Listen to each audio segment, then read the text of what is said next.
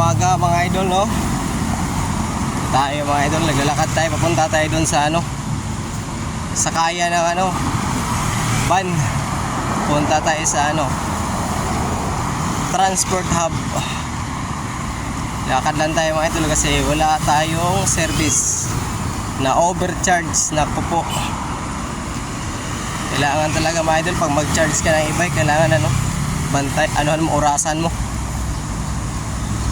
Nag-overcharge, lumubo ang battery, another 10k.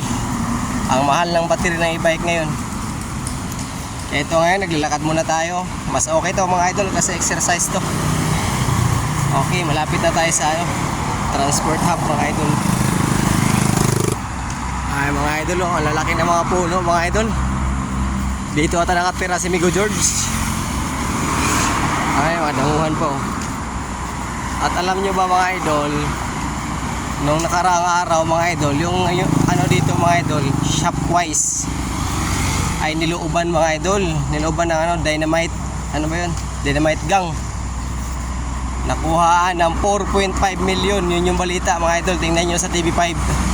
Dito lang yung mga idol, doon lang banda unahan, no? Sa may ano, doon lang yung banda mga idol, ang Shopwise. Mga idol, tatawid na tayo. Ayan na yung transport hub, oh. Malapit na tayo mga idol. Doon na yung banda mga idol, oh, yung ano, Shopwise.